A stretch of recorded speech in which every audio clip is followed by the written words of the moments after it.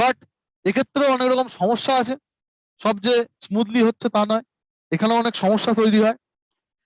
সেই সমস্যাগুলো নিয়ে আমরা দেখবো। The various problem facing the agriculture marketing system are summarised by the 12th plan working group on agriculture marketing.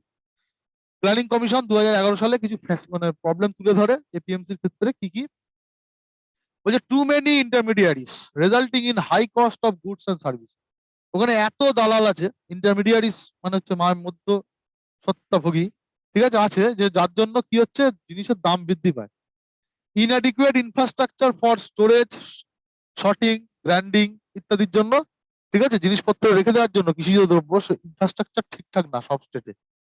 Private sector unwilling to invest in logistics or infrastructure under prevailing condition। তো এখানে private সেক্টররাও এই ইনফ্রাস্ট্রাকচারের ক্ষেত্রে তারা উৎসাহিত হয় না। Price setting mechanism not transparent, যে দামটা ঠিক করা হয় সেখানে গিয়ে কোনো দ্রব্যের, সেটা ট্রান্সপারেন্ট নয়, স্বচ্ছ নয়। Ill equipped and untrained mandi staff, যারা মান্ডিতে কাজ করে তারা, তাদের ইকুইপমেন্টও নেই ভালো এবং ট্রেন্ডও না তারা। Market information not easily accessible, মার্কেটে কত দামে বিক্রি হবে না হবে সেই ইনফরমেশন গুলো এখানে ভালোভাবে পাওয়া যায় না। এসেনশিয়াল কমোডিটি অ্যাক্ট বলে একটা অ্যাক্ট আছে, impedes free movement, storage and transport of produce. এবং কেনার পরে এসেনশিয়াল কমোডিটি অ্যাক্টের মাধ্যমে কি হয়, কিছু কমোডিটি বেশি হোর্ডিং করা যাবে না, এত বেশি জমানো যাবে না। এই অ্যাক্টের জন্য কি হয়, এই যে কিনে কেউ জমিয়ে রাখতে পারে না, ঠিক আছে, তো সেটাও এটা একটা ইম্পেড, একটা বাধা সৃষ্টি করে এই অ্যাক্টটা। Law regulating agriculture marketing in India, regulate করার জন্য আর কি ল আছে, এসেনশিয়াল কমোডিটি অ্যাক্টস বলে একটা অ্যাক্ট হয়, সেটা কি বলছে, almost all agricultural commodities such as cereals, pulses, edible oil seeds, oil cakes, edible oils, raw cotton, sugar, gur, jute are include in the list of the essential commodities.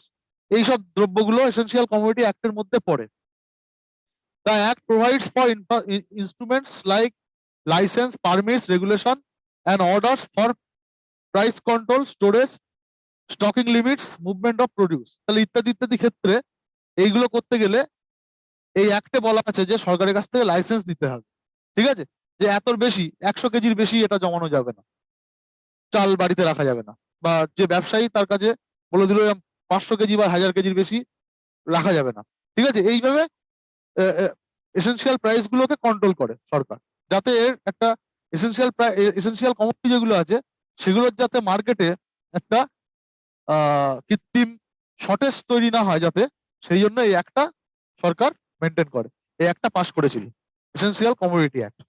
Essential commodity গুলোর যাতে কিছু মানুষের হাতে জমা না হয়ে যায়, যাতে সবাই সমানভাবে পায়, ইকুয়ালি পায়, সেই জন্য একটা করা হয়েছিল।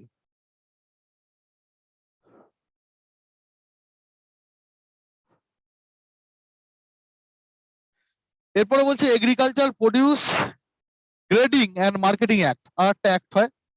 The act defines standards of quality and prescribes grade specification for a number of products. The Act authorizes an agricultural marketing advisor in each state to grant a certificate of authorization to person or corporate bodies who agree to grade agricultural produce as prescribed by it।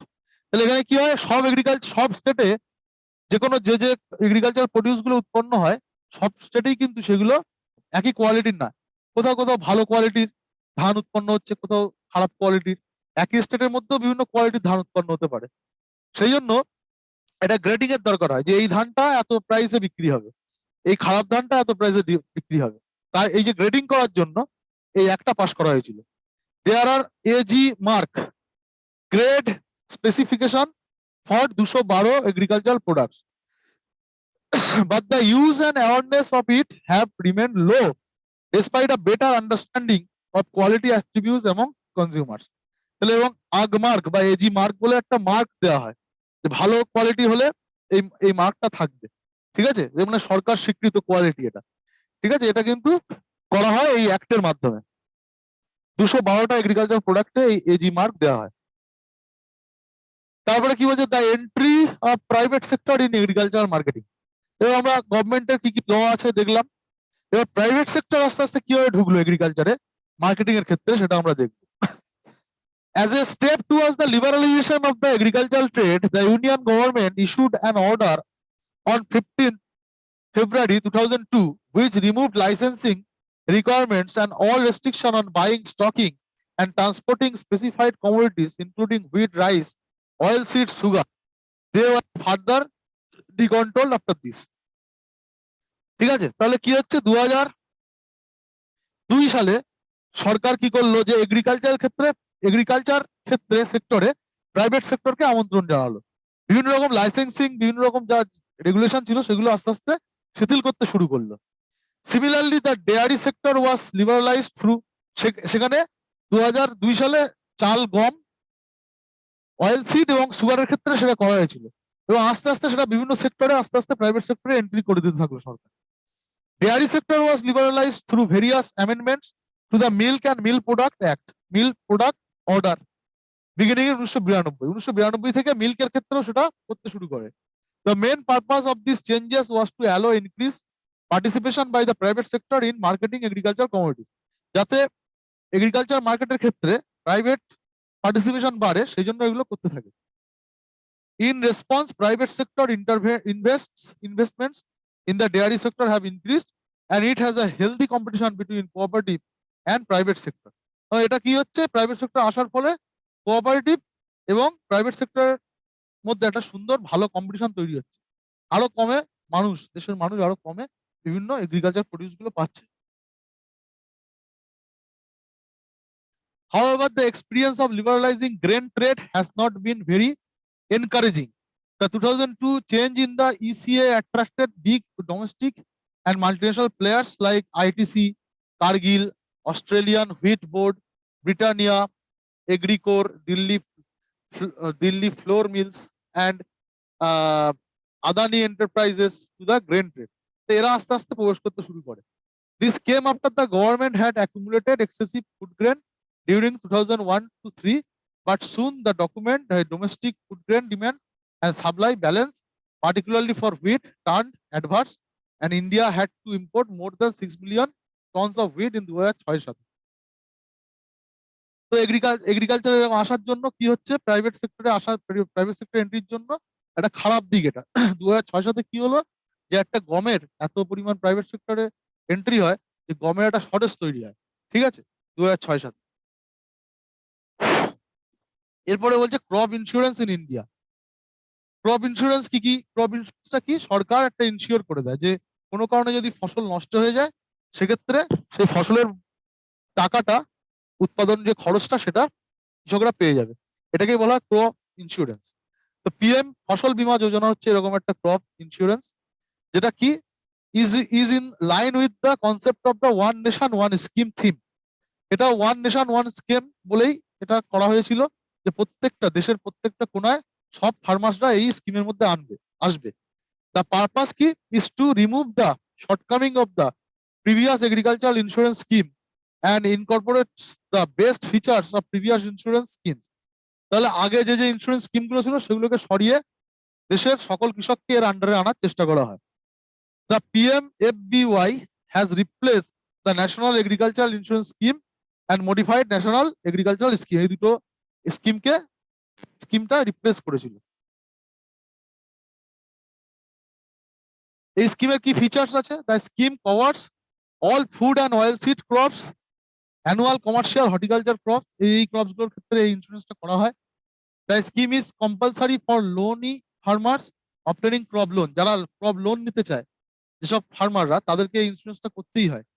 The scheme provisions have been simplified for easy understanding and the maximum premium payable by the farmers will be 2% for all kharif foods and oil seeds crops, 1.5% for rabi food আর 5% for annual commercial বা horticulture crop. তাহলে কোনটার ক্ষেত্রে কত premium, মানে কৃষককে insurance পেতে গেলে একটা টাকা দিতে হয়, সেটা হচ্ছে এখানে বলা আছে। The difference between premium and the rate of insurance charges payable by farmers shall be shared equally by the central states। তাহলে প্রিমিয়াম যেটা দেয় সেটা মানে সেন্ট্রাল এবং স্টেট গভর্নমেন্ট দুজনেই শেয়ার করে। The scheme shall be implemented on an area approach. Unit of insurance shall be village panchayat level for major crops, and other crops it may be unit of size above the level of village panchayat. তাহলে এটা গ্রাম ধরে ধরে বা গ্রাম পঞ্চায়েত ধরে ধরে এই স্কিমটা implement করা হয়। Claims for widespread calamities are being calculated on area approach. However, losses due to the localized perils, hailstorms, landslides, and post-harvest losses due to specified perils, cyclone, seasonal rains, unseasonal rains, shall be assessed at the affected insured field of the individual insured farmer. তাহলে এই ক্ষেত্রে যদি ফসল নষ্ট হয়, cyclone, local যে হেলস্টর্ম, নিম্নচাপ ইত্যাদির ক্ষেত্রে যদি নষ্ট হয় ফসল, সেক্ষেত্রে ক্লেম করা যায় ইন্স্যুরেন্সের টাকাটা। There is no upper limit on government subsidy. Even if balance premium is 90%, it will be borne by the government. তাহলে 90% যদি প্রিমিয়াম দিতে হয়, তাও সেটা গভর্নমেন্ট পুরোটাই বহন করে। Earlier, there was a provision of capping the premium rate, which resulted in low claims being paid to farmers. This capping was done to দরকার নেই, এই পর্যন্ত জানলেই হবে। এরপরে আমরা দেখবো যে technology mission and e technology in the aid of farmers. কিভাবে টেকনোলজি ইউজ করা হচ্ছে ফার্ম মানে এগ্রিকালচারাল ক্ষেত্রে। The technological missions in India was initiated in 1987 by Rajiv Gandhi, ex-prime minister.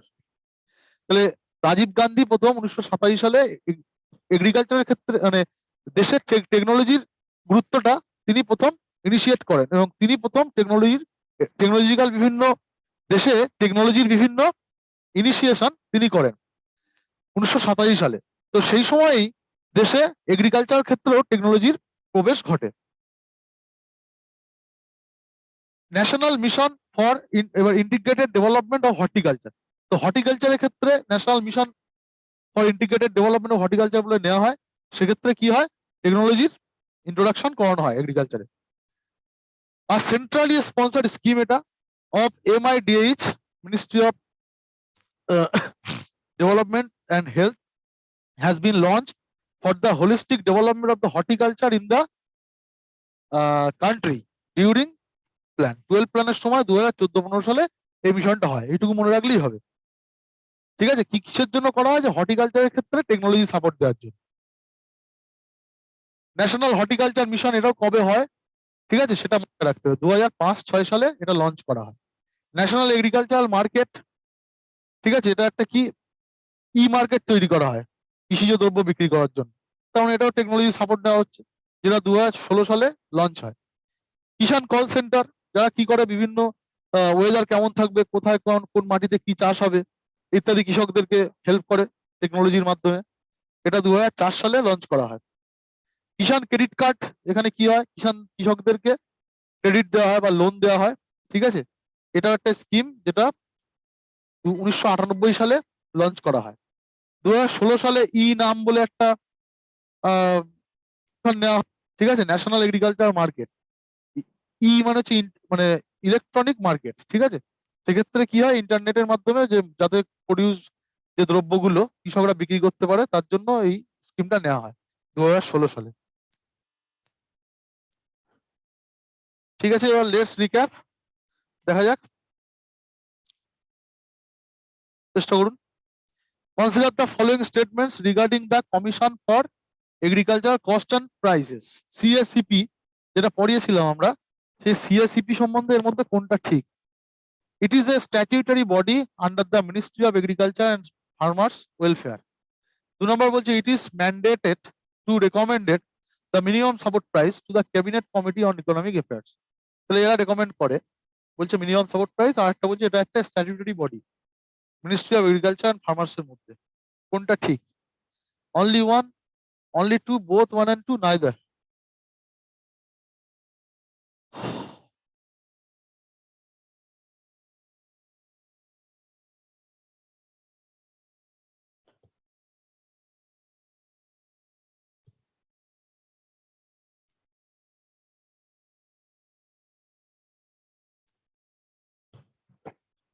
হ্যাঁ, চেষ্টা করুন। আসানসোল, বলছিলেন, বলুন।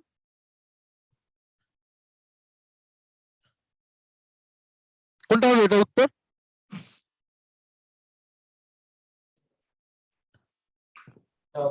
হ্যালো, হ্যাঁ বলুন, শুনতে পাচ্ছি। অপশনে এটার মধ্যে কোনটা ঠিক বলছে? সিএসসিপি কি কাজ? Option A sir. না, অপশন এ নয়। এটা উত্তর হবে স্টেটমেন্ট ওয়ানটা ইনকারেক্ট। কারণ কি বলছে, the commission for agriculture cost and price is not an statutory body. এটা স্ট্যাটিউটরি বডি নয়, set up through an act of parliament. ঠিক আছে, it is an attached office of the ministry of agriculture and farmers welfare, government of India. এটা just একটা office, এটা কোনো statutory body নয়। ইট came into existence in 1965, 1965 সালে এটা তৈরি হয়।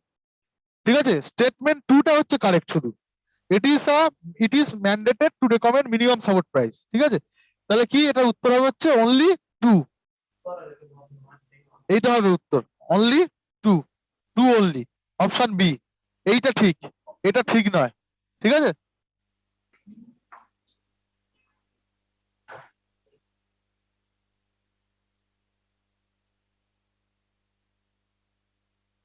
which of the following is are the function of the Food Corporation of India? FCI এর কাজ কি? Price support operation for safeguarding the farmers livelihood. দুই বলছে distribution of food grains through public distribution system. One only, two only, both, and neither one nor two.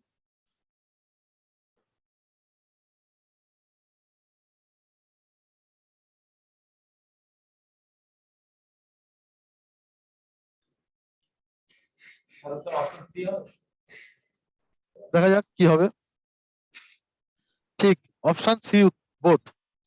বলছে the food corporation of India was set up under the food corporation act 1964 in order to fulfill following objective of the food policy. কি কি objective? Effective price support operation for safeguarding the interest of the farmers, তাহলে ফার্মার্সদের ইন্টারেস্টটা দেখা, by procurement of food grains at MSP. দুই বলছে distribution of food grains throughout the country for public distribution system. ঠিক আছে, maintaining satisfactory level of operational and buffer stock of food grains to ensure national food security. তাহলে সবকিছুই ঠিক আছে, PDS, buffer stock, MSP, সবকিছু দেখাশোনা করাই food মানে ইয়ের কাজ, এফসিআই এর কাজ। তাহলে এটার উত্তর কি হবে? Both, both 1, 2।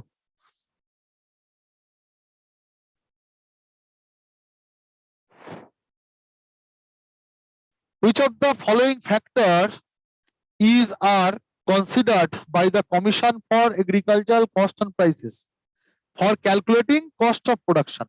তাহলে কোনো জিনিসের ওই যে এমএসপি যেটা ঘোষণা করে, সেই এমএসপি ঘোষণা করার ক্ষেত্রে প্রোডাকশন কস্টটা জানার দরকার হয় এই সংস্থার, যে চাষির কত খরচা হতে পারে, এবং সেই প্রোডাকশন কস্ট জানার ক্ষেত্রে কোন কোন বিষয়গুলোকে তারা কনসিডার করে। Cost of inputs such as seeds, fertiliser, labour, মানে কি কি ইনপুটস লাগলো কোনো কিছু চাষ করতে, সিড, ফার্টিলাইজার কত টাকার, লেবার লাগলো সেটা। দুই বলছে implied cost of family labour, নাকি পুরো ফ্যামিলি, একটা ফ্যামিলির যারা লেবার চাষ করছে তাদের ইমপ্লাইড কস্ট। কোনটা ঠিক? 1, 2, both, all of the above.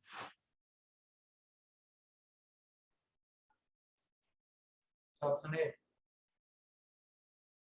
Option A, না এটাও both. The commission for agriculture cost and prices calculates cost of production at 3 levels, 3টে লেভেলে। এক বলছে A2 which includes cost of inputs such as seeds, fertilizer, labor.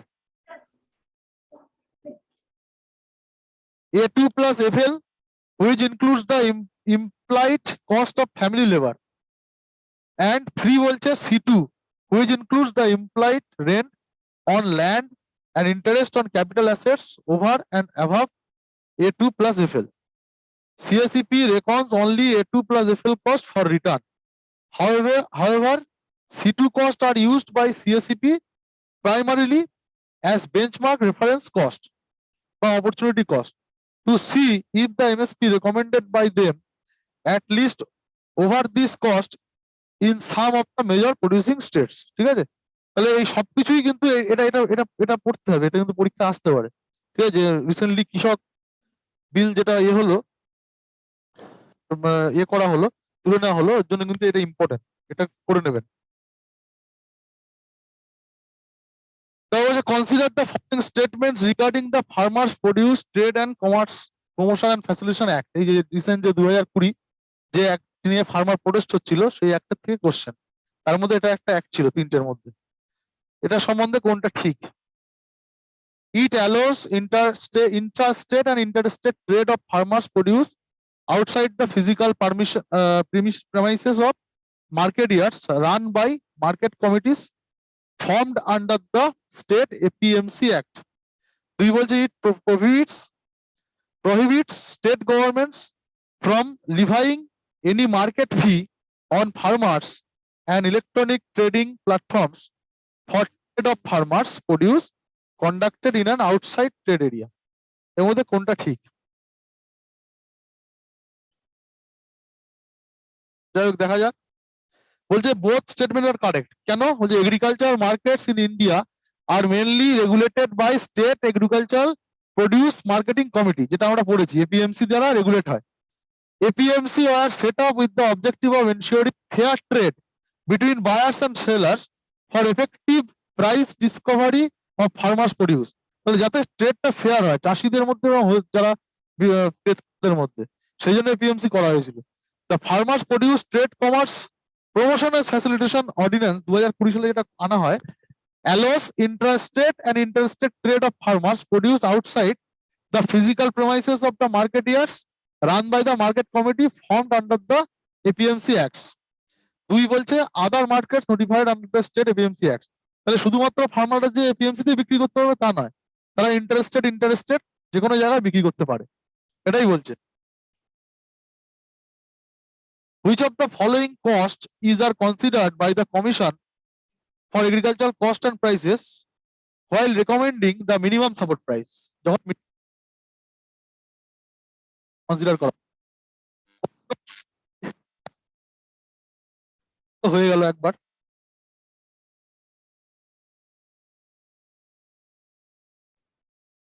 Option A. আর ওটা হয়ে গেছে একবার, ওই কোশ্চেনটা আগে আলোচনা করলাম।